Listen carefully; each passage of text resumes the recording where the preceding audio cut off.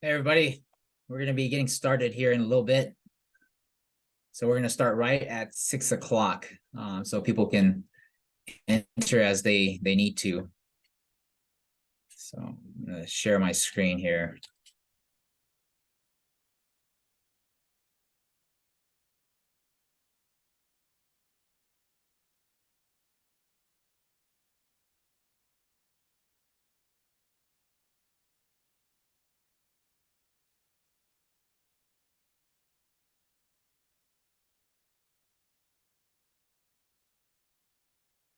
So we got about 2 minutes before we start here.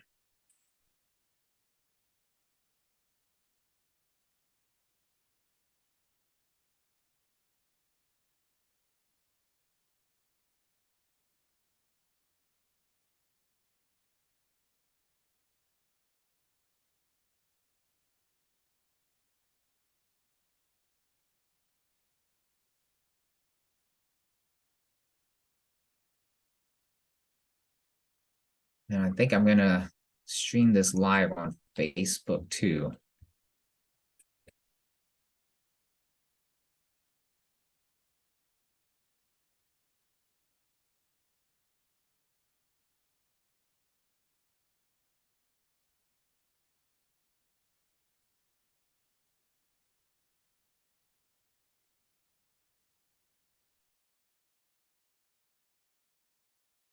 All right, we are live on Facebook, or getting live right now.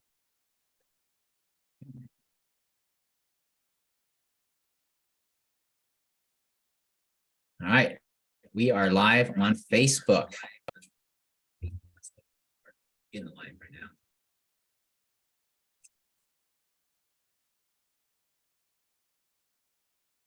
That one.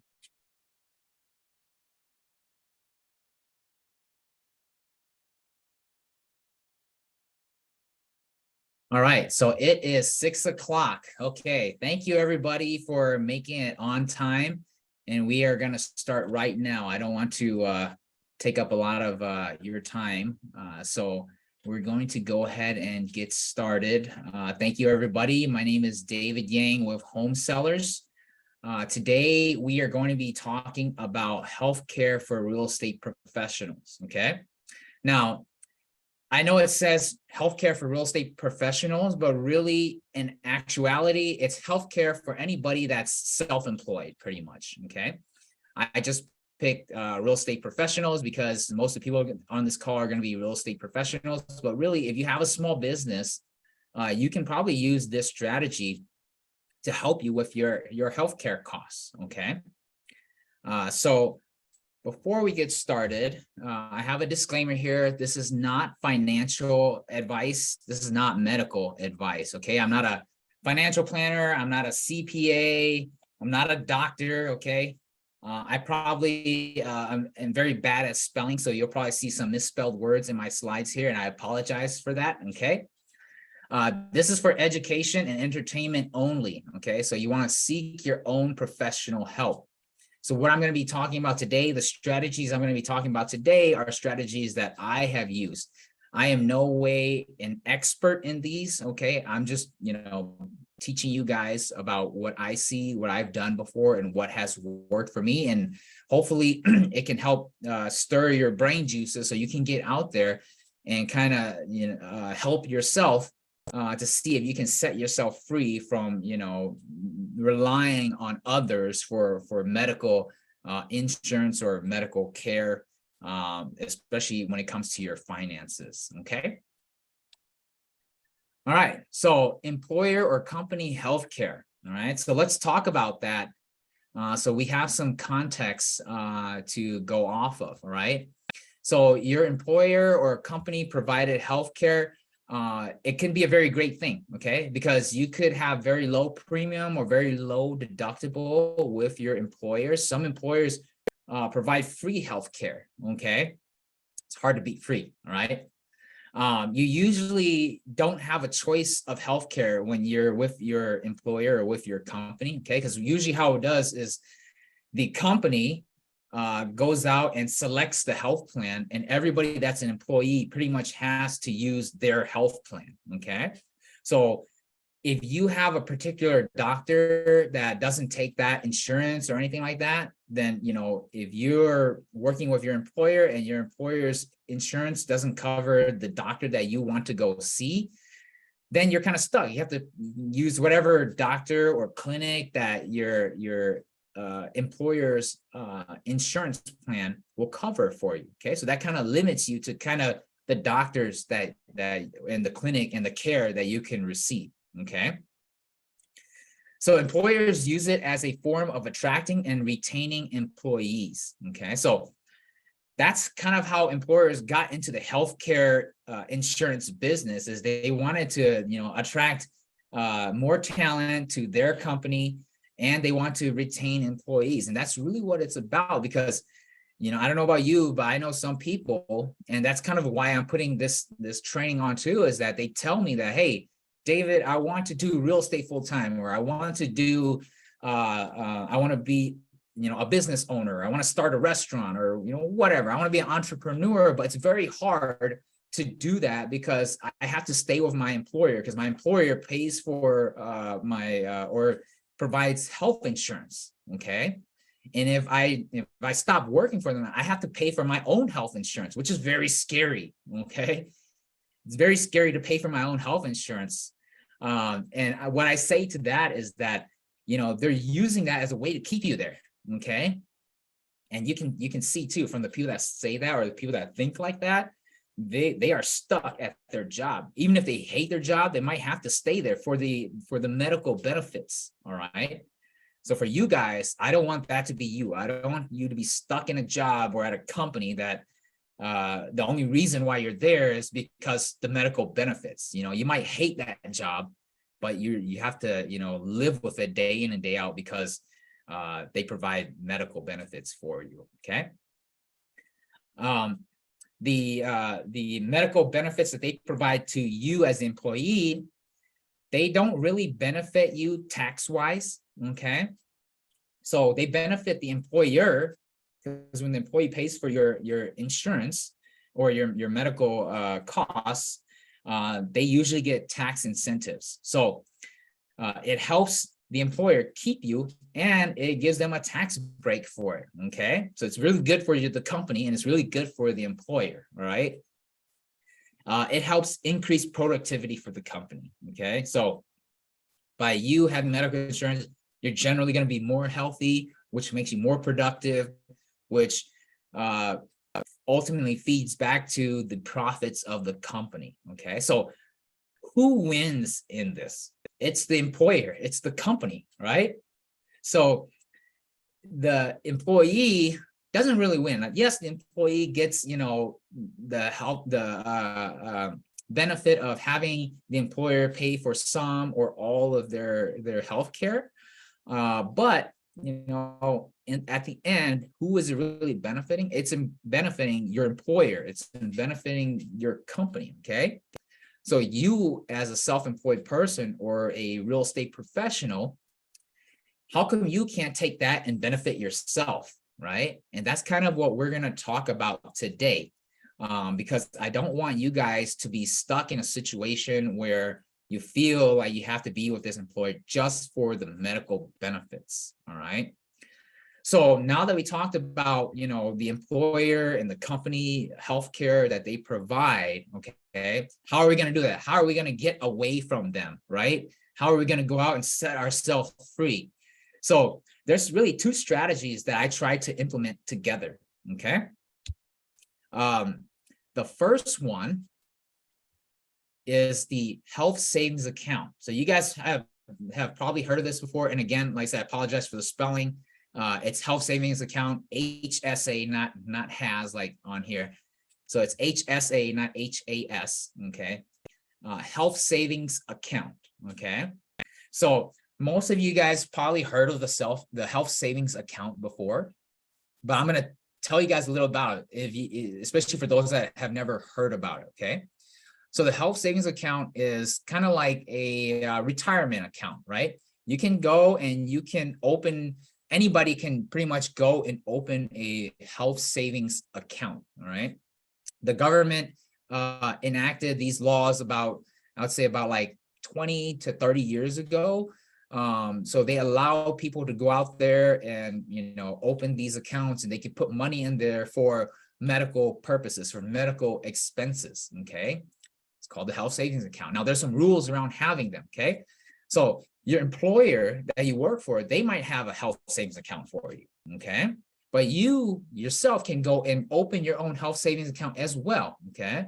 And you can have multiple health savings accounts. So say example, if your employer has a health savings account for you, you can go out and have your own health savings account. Now there's some rules about how much contribution you can put into the health savings account. So if your employer puts in an amount and you put in another amount, you cannot go past the contribution limit for that year. Okay. So say for example, let's just say, I'm just using arbitrary numbers. Let's say the number is $6,000, right? So if the contribution limit for that year is $6,000, your employer could put in 3,000 and you can put in 3,000. Okay. And then that would make you at your contribution limit. Okay. So you can have multiple health savings account. Okay. Now, why is having a health savings account good, especially for you as a self-employed individual or a real estate professional? So health savings accounts, they are tax advantage accounts. And the cool thing about the health savings account is they're triple tax advantage. Okay. So the first tax advantage is that when you put money in it, it reduces your taxable income. So you can put pre-tax dollars in there, it reduces your taxable income. Okay. The second tax advantage is that when it's in there, if you choose to invest it, it will grow tax-free for you. Okay. So the money that you make in there, the dividends you get, those things are all growing tax-free for you if you choose to invest it. Okay. And then the third tax advantage is when you withdraw that money for qualified medical expenses, it's tax-free. Okay. And you can withdraw that money at any single time. Okay. As long as you keep good records and you turn in your receipts and those kind of things, you can withdraw that money tax-free, penalty-free. Okay. So those are tax advantages of the health savings account. All right. Now, number two, it's owned by the individual. Again, like I said, you can have your own HSA. Okay. So the good thing about that is, like I said, if you are with an employer and the employer has the HSA for you, or has your medical insurance for you, when you leave, you lose all that stuff. Okay. You lose your medical insurance, you lose your HSA.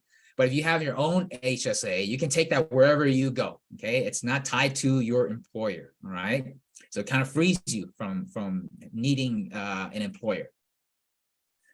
You can only use it for qualified medical expenses. Okay. So like co-pays, prescriptions, those kind of things. All right. So the bad thing about health savings account is you can't really use it for like number 8 there. We're jumping ahead a little bit. Number 8, you cannot use it for insurance premium. So sorry, you can't go get like Blue Shield, Blue Cross, and then pay for it pay the premium with your HSA. That's not what it's for. Okay. We'll get to that, but then we're skipping ahead a little bit. I want to go back to number 4 is how you get an HSA is you have to have what's called a high deductible health plan, or HDHP requirement. Okay. And what that means is just exactly what it sounds like. Okay. You have to have a insurance that has a relatively high deductible that will allow you to have an HSA. Okay. So when you go shopping for insurance anywhere, okay, so you can go shopping for any type of insurance as long as they say this plan is a high deductible health plan that allows HSA, then you can get that insurance. Okay. And then you can open up a health savings account. Right. So that's the requirement to have an HSA is you need to have a high deductible health plan to have an HSA. Okay. Now, what you can do, a lot of people are like, okay, David, I'm worried, right? Because if I have a high deductible plan, what if I have, all these medical expenses, right? And I don't want to have to pay a high deductible.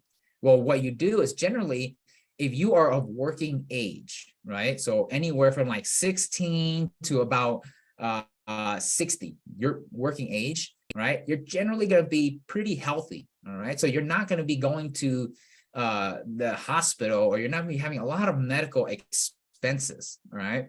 So what you do is, since you have a higher deductible plan, your premium insurance, what you pay every month to the insurance company, is going to be a lot lower since your deductible is a lot higher, okay?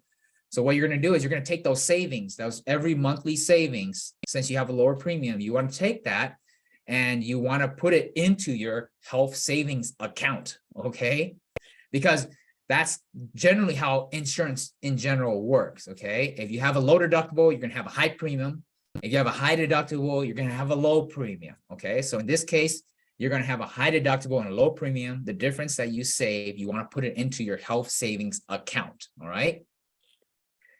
Now, the contribution limits, again, we're talking about contribution here for 2023. It's $3,850 for single, $7,550 for family. Okay, so that's the max that you can put in per year for the HSA for 2023. Every year the limits kind of change a little bit, so you can just Google HSA limits, all right, and it'll tell you what the contribution limits is for. Okay. Number 6, you can invest your HSA. Now, this is the one thing that 90% of people that have HSAs don't know. They don't know, or they do know and they just don't choose not to do it, but you can invest your HSA, okay? So, your employer might even allow you to invest your HSA, like with mutual funds, those kind of things, but you can also self-direct your HSA, okay? So you can invest in whatever you want to invest, whatever you know to invest in, okay? So instead of leaving your contribution, your $7,750 just in your HSA account and treating it like a bank account and not investing it, it's just going to sit there and not grow for you, okay? Now, you still get all the tax advantages of putting it in, and when you take it out, it's going to be tax-free, but it's not going to be growing tax-free because, it's just sitting there. Once you invest it, then it can grow, okay? It can grow through your investments tax-free, okay? So you should be investing it if you have an HSA account, okay? 90% of people do not invest their HSA account, all right? So you, as an entrepreneur, as a self-employed person, you need to use this HSA for investment, okay? And again, I'm not a financial planner, so, make sure you ask your financial planner or whoever your financial person is for investment advice, all right? Now, let's just say that you have this HSA and you're very old now, right? And you're ready to, you're 65 years old and you're ready to take out money, right? And again, you don't have to wait till you're 65 years old to get reimbursed for all those medical expenses that you had. You can take them out right away, okay? But us as investors, as self-employed people, that's not what we should be doing, right? We should be leaving our money in the HSA and letting it grow, okay? So the cool thing about it is, if we use it for medical expenses, even before age 65, there's no penalty, okay? You take it out, it's tax-free, use it for your qualified medical expenses. You don't have to pay any taxes on it, no penalties on it. Now, when you turn 65, the cool thing about it is it's not like an IRA where they require you to start taking money out at 65, okay? You can leave it in there, right? But at age 65, now you can take out your money that has grown in there tax-free without any penalties. So you can use it for anything, okay? Now, the only catch to that, there's a catch to that, is that if you take it out, you're not going to get the penalty for taking it out, okay, after age 65. But if you don't use it for qualified medical expenses, you might have to pay taxes on it. So there's no penalty, but you might have to pay taxes, okay? Now, before age 65, if you take it out, there's going to be penalty, okay? And you're going to have to pay tax if you don't use it for medical expenses, all right? So just think of it as when you turn 65, it just turns into kind of like an IRA, all right? So that you can use it like a retirement account, okay? And again, number 8, it cannot be used for insurance premiums, all right? So you're telling me, you're probably sitting there thinking, David, all right, so this is cool. I can use it for my co-pays, my prescriptions, my stuff like that, but I can't use it for insurance. I can't use it for insurance premium. So I'm still stuck with my deadbeat employer, right? No, you're not. Okay. So this, again, like I said, this is going to cover your co-pays. This is going to cover your out-of-pocket stuff. Okay. We're going to bring in another plan. All right. We are going to bring in the qualified small employer health reimbursement account, or they might call it an arrangement, or QSEHRA. Okay. Some of you guys might have heard it as the HRA. Okay. But this one, we're going to be using the qualified small employer health reimbursement account or arrangement, whatever you want to call it. Right. So we're going to have our HSA. And then since we are a real estate professional or a small business owner or self-employed person, we want to go open up an HRA, okay? Because we want to be an employer of our own company, right? I mean, we're a small business. Why don't we just employ ourselves, okay? Now, again, for you, you want to go talk to your tax person, whoever does your taxes, or your CPA, to see if setting up yourself up as an employer of your own company would benefit you. Okay. But if you're going to, go this route and get medical insurance, it's a very good thing to look into. Okay. But let's just assume that you are going to be an employee of your own small business, right? Because you are, right? For medical insurance purposes, right? So that's what we're going to do is we're going to have our HSA and we're going to open our QSEHRA. They call it QSEHRA, or the Qualified Small Employer Health Reimbursement Account. Okay. So the HRA, the QSEHRA, what is it, right? So it's an employer funded account. Okay. Meaning that the employer has to put money into it. Okay. And when I say employer now, I don't mean that you're working for IBM or for Apple or what. I'm not talking about that employer. I'm talking about your real estate business. Okay. I'm talking about your entrepreneur business. I'm talking about your business. Your business is your employer. Okay. So your employer, which is your business, has to fund the account. Okay. So you have to be an employee of your own business. Okay. Not that hard to do, right? That's one of the rules. All right. So you as an individual, you can't go and open your own HRA. Your employer, which is your own business that you control, has to open the HRA. Okay. And you have to be an employee. All right. I've been beating that into your head. All right. So once you have that, you can only use this for qualified medical expenses again. All right. But what is one of the qualified medical expenses under the QSEHRA? Well, health insurance premiums, all right? So this one, you can use it to reimburse yourself. So again, if I am the employee of my company, right? My company employs me, my company probably pays me a W-2, okay? So when I have every month, when I get my bill from Blue Cross Blue Shield, my health insurance premium bill from Blue Cross Blue Shield, let's say it's like $600, right? For a family or whatever it is. $600, right? I can take that and submit it to my employer, which is my own company. Okay. My employer will say yes or no, which if I'm the boss of my own company and I'm an employee, I'm going to say yes to myself. Okay. Then I can get reimbursed from my company. So my company can reimburse me for that cost. Okay.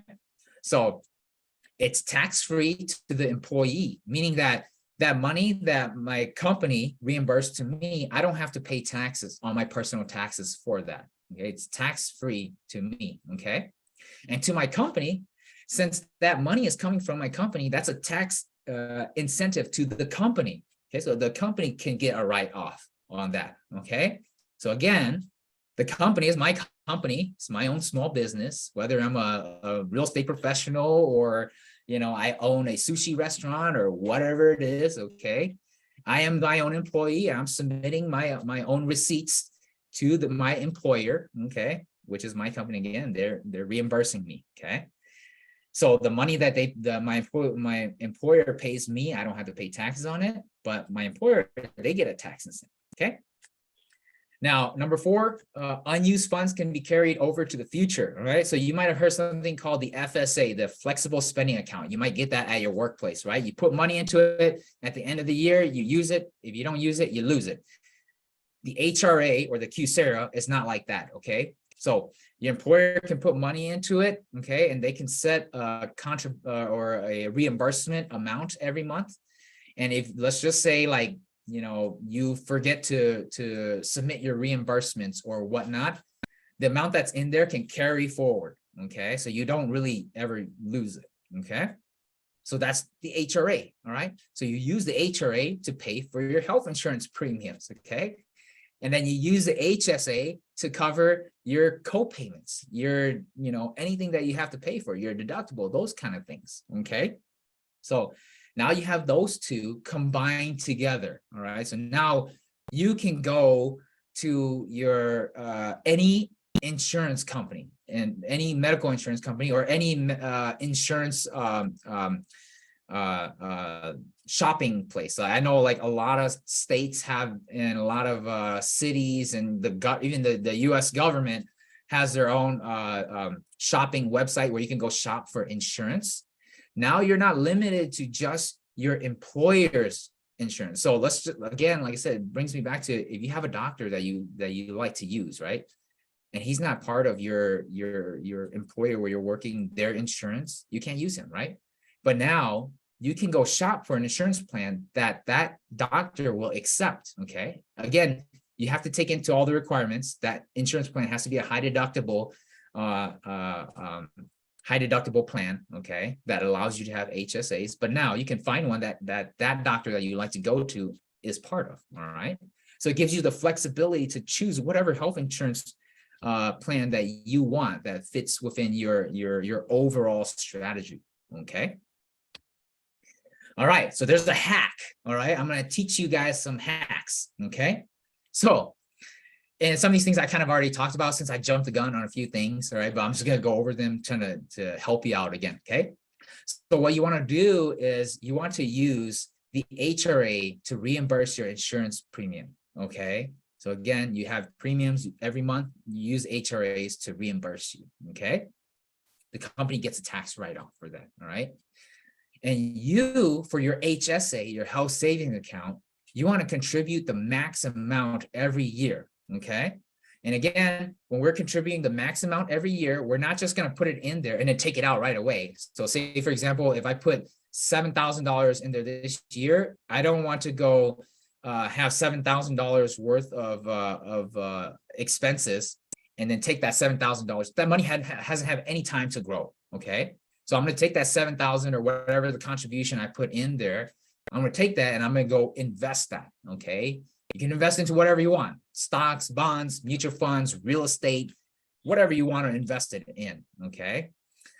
So what you want to do, all right, if you're like David, well, so then, what I used to pay for my co-pays and stuff like that, you want to pay for that stuff out of pocket. Okay. So the money that you contributed to your HSA, leave it in there, invest it, let it grow for 10, 20, 15, 30 years. Let that thing grow. Don't even touch it, okay? What you want to do is, if you do have medical expenses, you want to pay for them out of pocket, okay? So the money that you make, you want to use that money to pay for your medical expenses.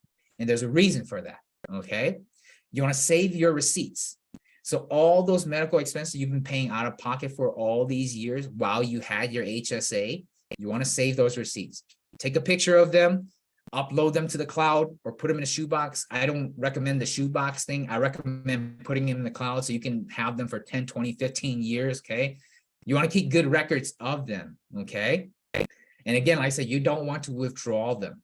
Okay, you don't want to use those to withdraw from your HSA yet, right? Your HSA, I want you to treat that as an investment vehicle, a retirement investment vehicle. Okay. So once your HSA has grown enough, you can start withdrawing from it tax-free. So again, like I said, if I started my HSA this year and I put $7,000 in there, right? I contributed the max amount. And let's say I had $300 worth of expenses this year, right? My co-pays is $300, right? Well, again, I'm going to pay that $300 out of pocket, but I'm not going to go to my HSA and get it from my HSA. I'm going to hold on to that receipt 30 years down the road, right? Now, what I'm going to do is I've let my money grow in there. grow in my HSA tax-free. When I really need that $300, I'm going to pull out that old receipt, and then I'm going to go to my HSA and I'm going to get that money out tax-free. Okay, that $300. Okay. But I'm not taking it as soon as I have that expense, all right? Because I want to give my account time to grow. Okay. I want to give my investments time to grow. Okay.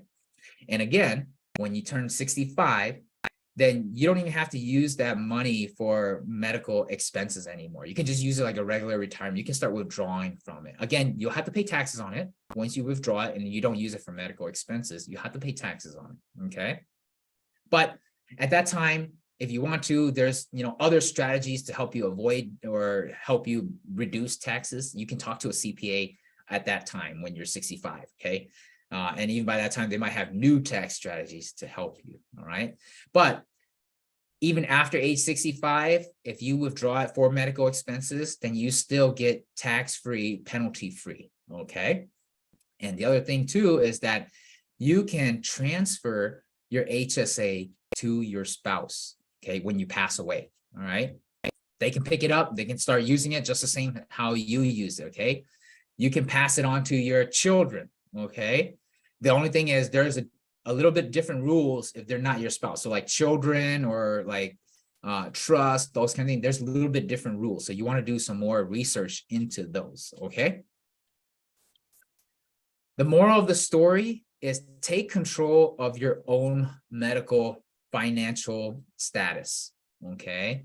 Don't let your employer that you work for right now, don't let them dictate what doctor you can see, or don't let them keep you there if you hate that job, but you're only there for the medical insurance, right? Or don't let them kill your dream of being a real estate professional or starting your own business because you're too scared to let go of that medical insurance that they're providing you. Okay, they're getting a great benefit from it. You're getting stuck with them. Okay. Use this as a tool for investing. Like, I cannot stress that enough. Your HSA, now your HRA, you can't invest that, all right? That's not for investments. That, again, that's just kind of to help you with the tax piece, to help you with paying for insurance premium. But the HSA, oh my God, use that to help you invest. You can self-direct that. So say, for example, you don't want to invest it into the stock market, right? You can go to a brokerage, a self-directing brokerage, and say, I want to open an HSA with you, okay? And that brokerage will allow you to invest the money any way that you see fit. Now, there's rules with it too, okay? So you can't benefit or anything like that. But say, example, you want to buy a rental property, right? And you want your HSA to buy the rental property. It can do that. Your HSA will be the owner of the rental property. Any money that's made will go back to your HSA. It will go tax-free, okay? So it's such a powerful tool, all right? You hear of people having, these investment vehicles where, let's just say, if you invested in Amazon stock when Amazon was just going public, right? You can do that in an HSA, okay? And now your stock might be worth billions of dollars, tax-free. You can do that in an HSA, all right? So invest with it. Don't just let it sit in the HSA account. It's not going to grow, okay? So you want to invest it, all right? You want to start your retirement planning, okay? And use the HSA for your retirement planning, okay? Use that in conjunction with your other retirement tools like your IRA, your Roth IRA, 401k, all those stuff. Use it as another tool to invest, as another tool for retirement, as another tool for legacy wealth. Okay, you want to talk to financial planners, you want to talk to CPAs, people that have done this before, people that understand it and know how to utilize it. Okay, so that way they can give you the best strategy as well. Okay, set yourself free from depending on your employer or government to take care of you. Okay, because again, your employer, they don't care about you. All right, I don't care what employer it is, unless the employer is your own business, okay? But it's an employer where you have no say, no stake in their company. They don't care about you. What they care about is their profits and keeping you there working as a happy little worker bee for them, okay? That's all they care about, okay? And the government, Oh my God. Okay. You can't even rely on the government to take care of you. Okay. The government, they can't even take care of themselves. Okay. So you want to take matters into your own hand. All right. And this is how you can do it. All right. And again, like what I said earlier, you can pass on this wealth to your family, legacy wealth. Okay. The 1%, the 1%ers, and people always hear about that, the rich, right? How do they pay for their own medical insurance? They use these types of strategies. Okay. Maybe not particularly this strategy, but strategies similar to this. Okay. Everybody is going to be a little bit different. Okay. Now, for me, I set mine up similar to this. Okay. For you, depending on your qualifications, might be a little bit different. Again, you want to talk to professionals that understand that can say, okay, based off of, your medical needs, based off of your tax situation, based off of your business type, structuring the HSA and the HRA or these other types of plans will be best for you. Okay. The main thing of this is just to get you to start thinking about that. You don't have to be stuck with your employer. Okay. And I know like for me, I own a real estate company, right? I own home sellers, a real estate brokerage, right? Some real estate companies out there offer health insurance as well, right? But what if you don't like their health insurance? Okay. You can go out and get your own, right? As long as it falls within the requirements and within your plan. Okay. So set yourself free. Don't rely on other people. Don't rely on somebody to pay for your insurance for you. Use it to your own benefit. Use it to benefit your retirement. Use it to benefit your taxes. Okay. That's what I'm trying to, let people know to do. Okay. And don't be afraid to get out there and start your own business or pursue real estate or, do whatever it is you want to do to set yourself free. Okay.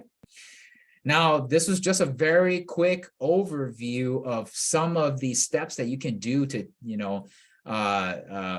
set yourself free. Okay. And I really mean that. I really mean that when I say set yourself free. I sound like a broken record, but that's what you're doing. Okay. You're not relying on other people. As business owners, as small entrepreneurs, that's what we want to do. We don't want to rely on anybody. Okay. So again, this is just to get your brain juices flowing. I'm not saying this is the exact way you should go out and do it. I'm saying you should start researching different ways of how to, find medical insurance for yourself or provide medical insurance for yourself that will benefit you, and benefit your business. Okay. Now, if you have questions about it, this is my contact information here. Okay. You can contact me on Facebook Messenger. You can email me. You can give me a call, text me. Okay. But, I hope that the information here has kind of, helped you guys out a little bit. It's something that, is really, really always on my mind, because when I was starting my businesses, that's one of the things that I was worried about, right? I'm like, oh man, I'm going to have to start paying for insurance myself. I hear that it's very expensive. How am I going to, pay for it? If I do pay for it, how do I write it off on my taxes? Those kind of things. Okay. But you learn as you go, and don't be afraid to learn as you go and ask for help. Okay. So that will do it for today. All right. So hopefully this has helped everybody out. If you guys want, I'll actually open it up right now. If you guys have some questions, you guys can go ahead and ask the questions, and I can answer them for you guys. I give you guys like 2 minutes to unmute yourself and ask a question.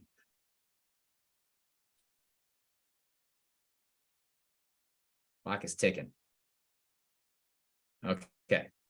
So from Maddie, she says, for your company, do you need to be an S Corp to employ yourself? So again, you want to talk to your CPA, okay?